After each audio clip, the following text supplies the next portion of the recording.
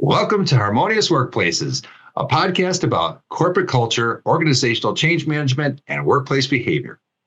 Harmonious Workplaces was started by two independent consultants, Cruz and Ben Kleinman, to explore, challenge, and build on various organizational culture and change management concepts.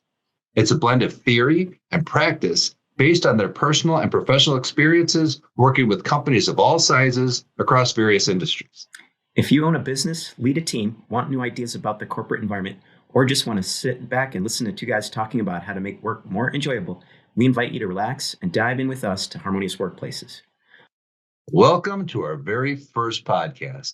In this episode, we're going to talk about why organizations might want or need to change. My name's Rich, and the title of today's discussion is, Why do you want to change?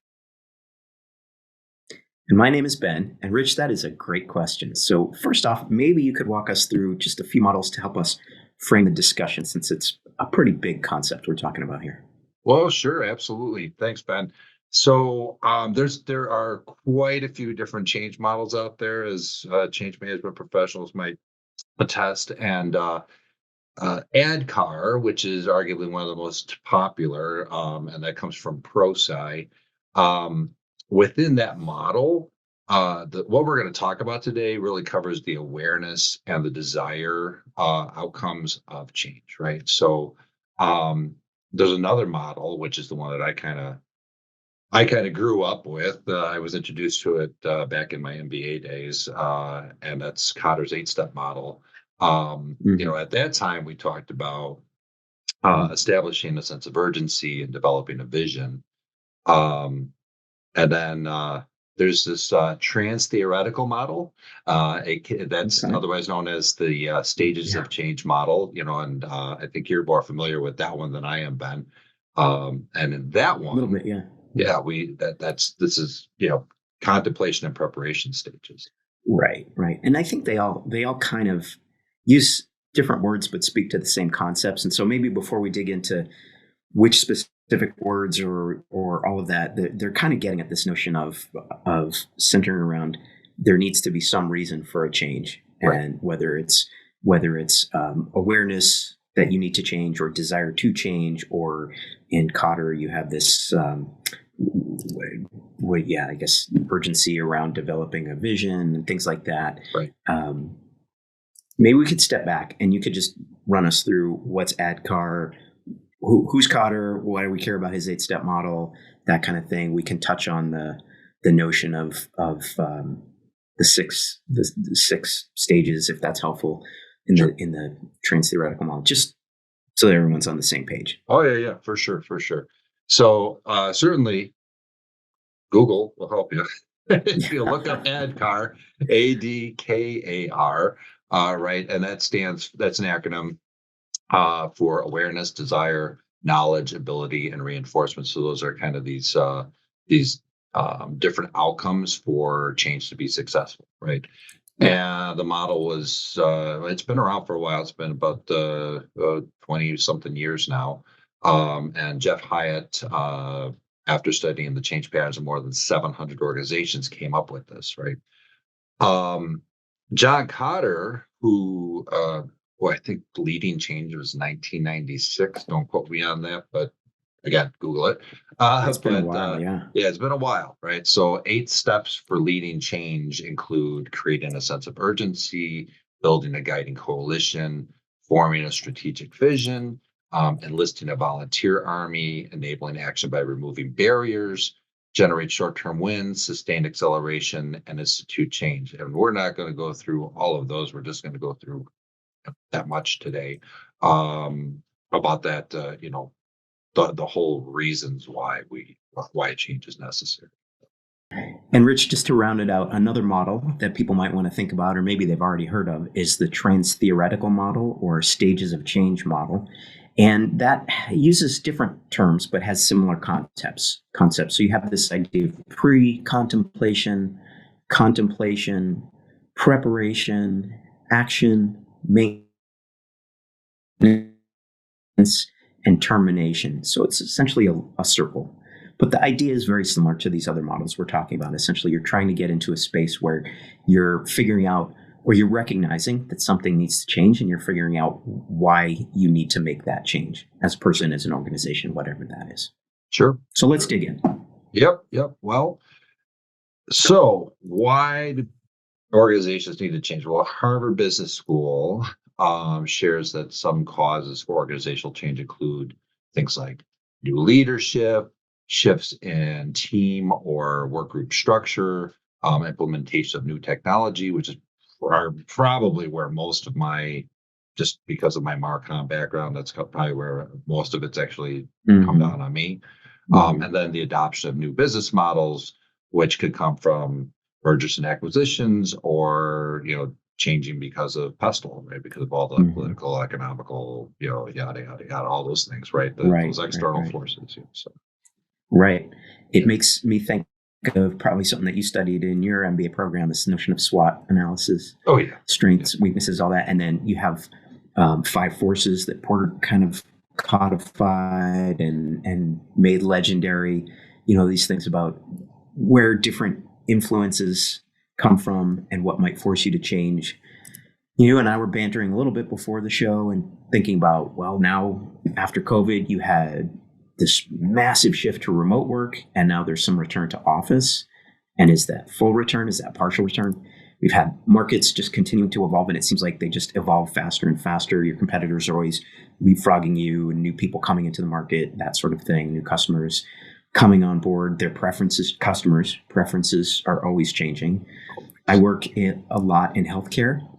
Sure. And so you have a lot of regulations that change and evolve.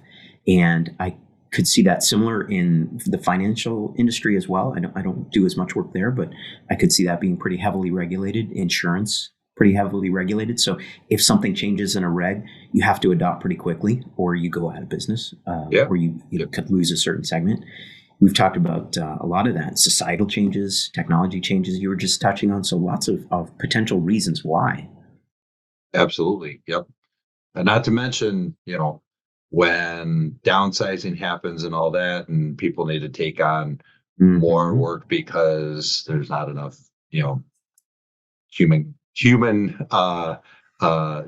to go around, right? How that work burden gets thrown throughout the organization.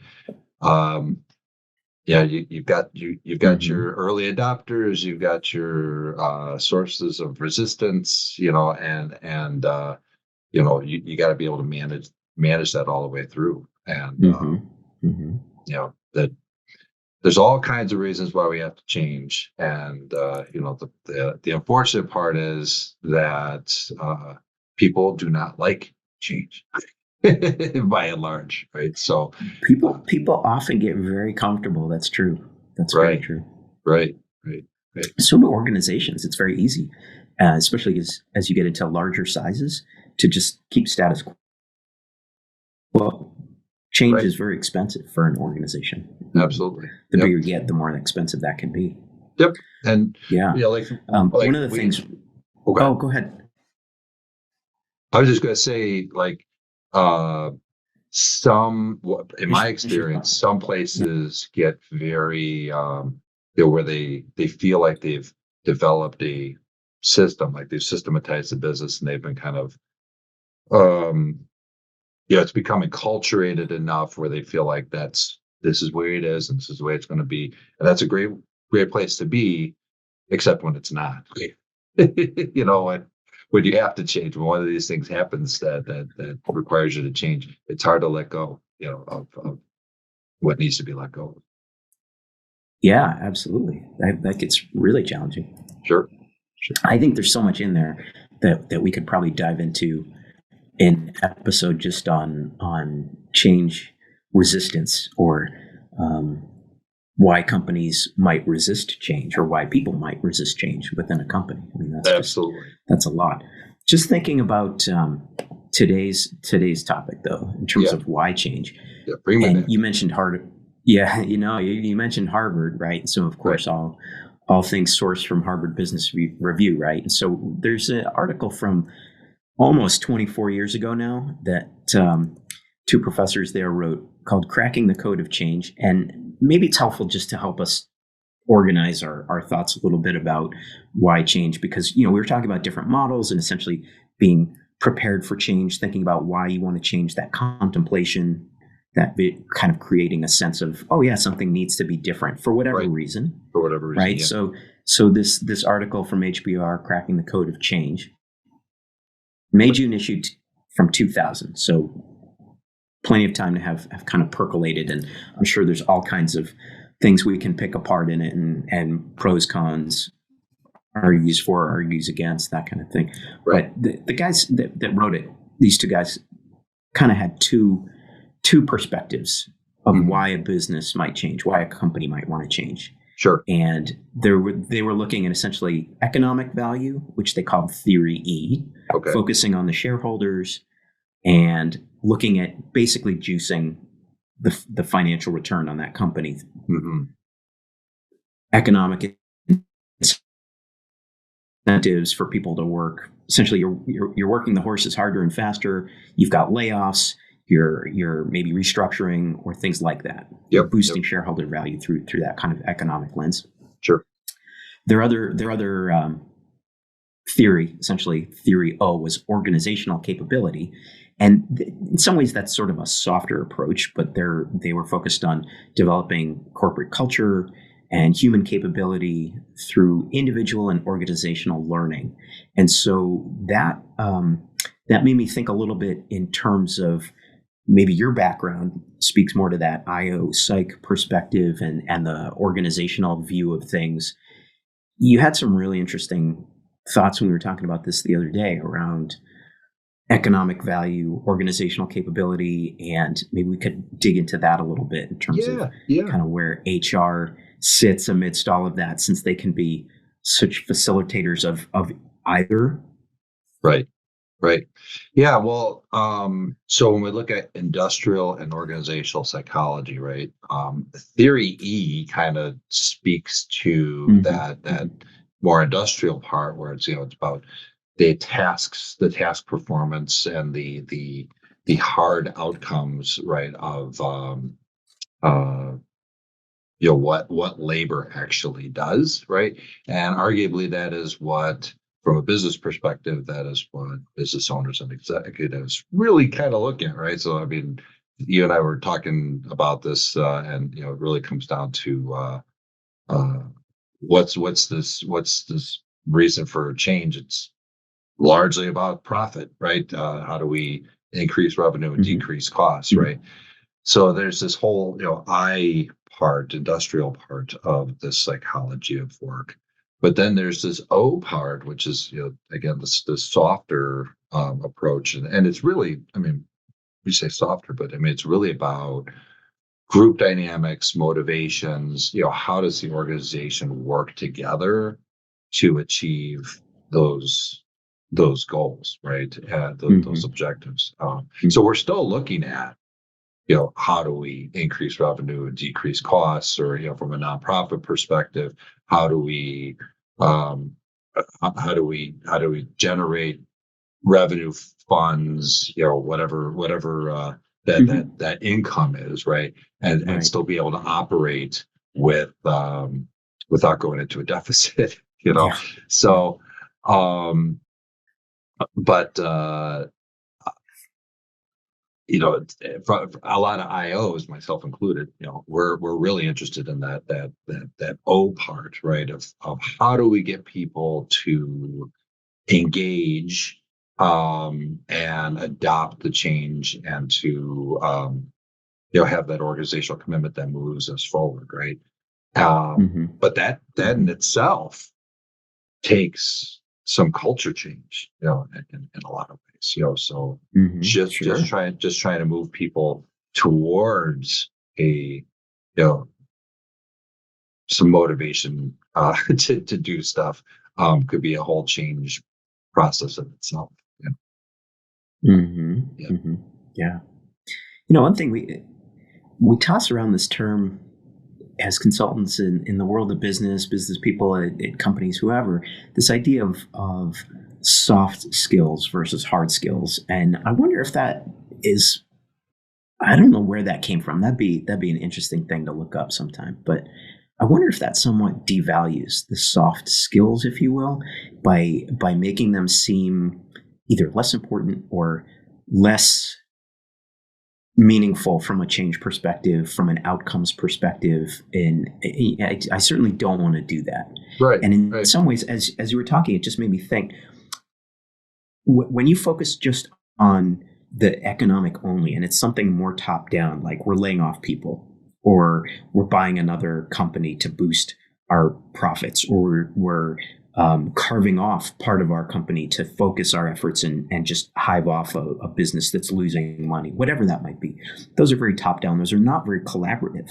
Right. But that sort of organizational capability that these guys were talking about, Theory O, that is much more collaborative. And that gets into some of the stuff you were talking about, where it's using that organizational heft, the infrastructure, the skills that people have, the different ways that people work together to build something.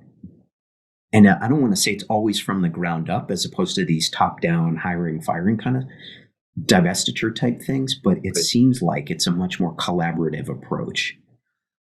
What's your take on that? Well, I would say yes. As long as you're working with people that want to be collaborative. Yeah, there's a whole good thing point. right? Okay. I mean, Good point. we deal with a whole bunch of different types of people, and so Yeah. you have from your big five personality perspectives, you have people who are more conscientious about other people, they're more extroverted and all that, but then you have others that are not, just naturally some may not be emotionally stable enough, the neuroticism part of the big five, or they're strong introverts. I think both of us kind of talk of ourselves as introverts in some ways, right? But yeah, it's we're every business problem is a people problem, and part of the people problem is to get to understand who the people are, right? And so yeah, that O part, yeah. I mean, I think when we refer to it as soft, I think there is it does kind of undervalue what that really means, because there really are, well, to some extent, there are some hard costs to some of that stuff. If you get a consultant, it's not like one of us, not at all meant to be something that's cheaper or less expensive. I would say, if anything, it can be much more expensive. Sure, because whether it's dollars out the door or just time invested in your people, your company, your culture, all of that, getting people to want to change, to buy into a change that you see as necessary as a leader, that takes a lot of effort. And in some ways, it's much harder to do than just, it's very, from a decision-making and an execution standpoint, it can be very easy just to fire someone. I know that firing someone is very hard, but as a leader, you say, well, we're just going to broke up a little. Unit go. There. It's going to save us X amount of dollars. Done. Whereas, sorry, it's cloudy, so we might have no internet comes and goes in the Kleinman household if there's clouds. That's what happens. But I think the point I was trying to make is that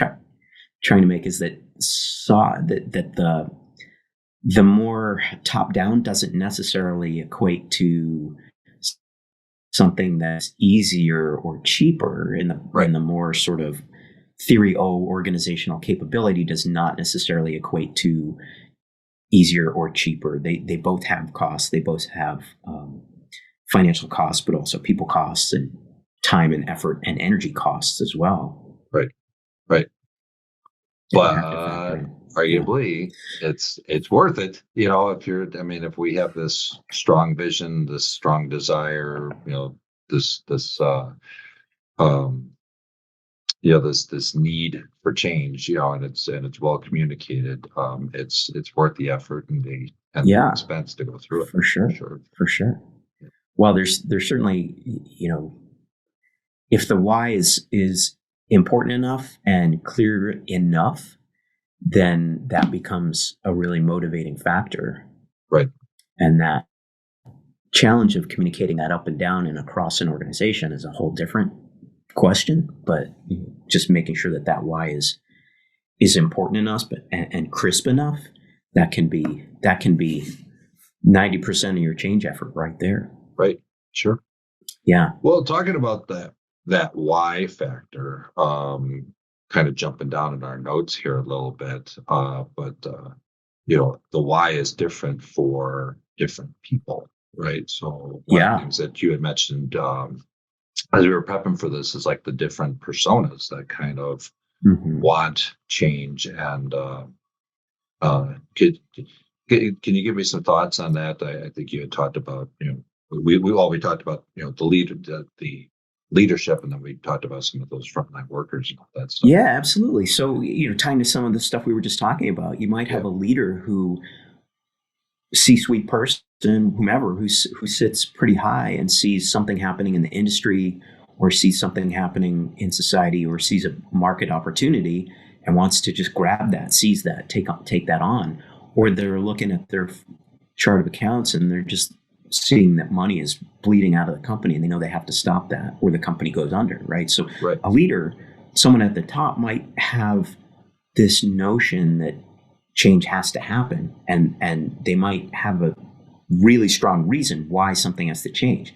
We're hemorrhaging money, for example, and we have no way of recouping that we see in the future. Your average worker might not see that, might not be super prominent, that the average worker might not care about that as much.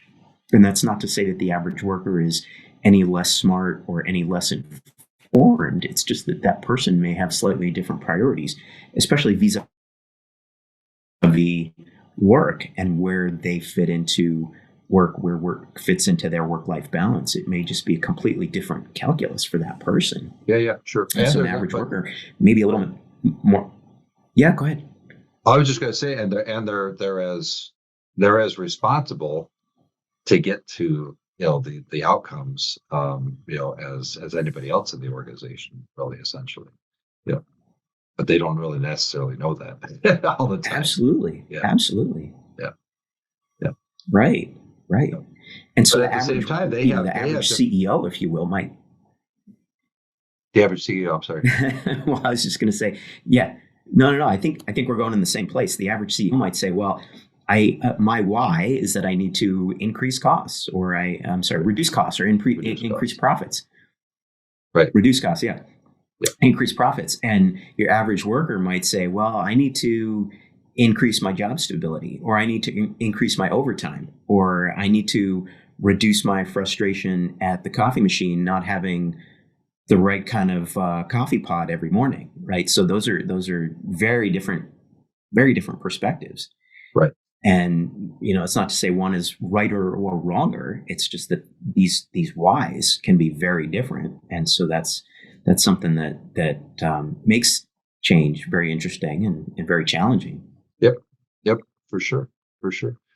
And sometimes that spark for change does not always come from that top down leadership. It can come from that line worker that's like that line worker who could build a coalition of support. To change, what's making them burn out, and what's leading to some of the counterproductive work behaviors that they're seeing that that upper management may not be seeing.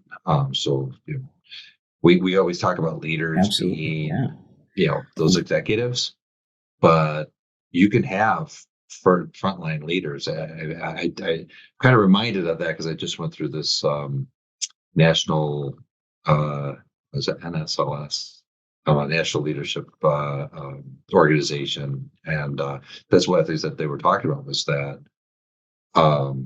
leader can come from anywhere in the organization. That power that somebody has to influence others can be granted power, right? It can be Mm-hmm.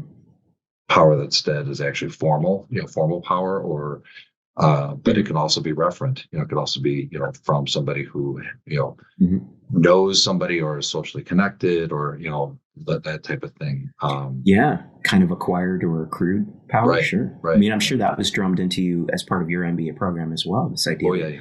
anyone can be a leader, and yes, that's true. And I would also just say, at least in my experience, being a CEO carries a lot more heft, 99.9% of the time, than being an average line worker as far as leading a change in Sure. terms of the ease of making that change happen, and the reality of breaking down barriers.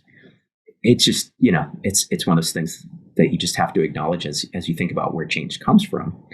But I think you're absolutely right. The idea that someone who is on the proverbial shop floor and sees the day in and day out, or is on the phone talking to customers day in and day out every day, they're going to know a ton about the intricacies of how that business works.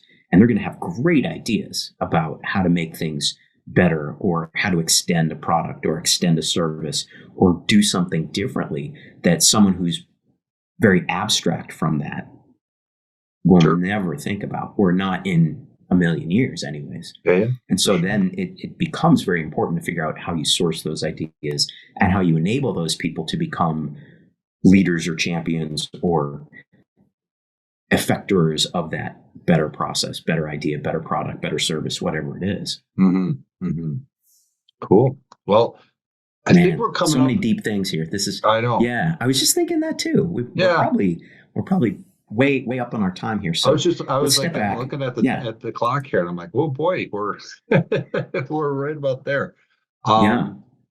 So I think kind of wrap up some things, because we've got a lot more to talk about, which I hope that Mm-hmm. the listeners are getting some value out of this and are interested in learning and learning more, engaging in our discussion, and I hope that we see Mm-hmm. some more of that. Mm-hmm. Um, let's Yeah. let's talk about some of the takeaways of our our little discussion here today. Right. Cool.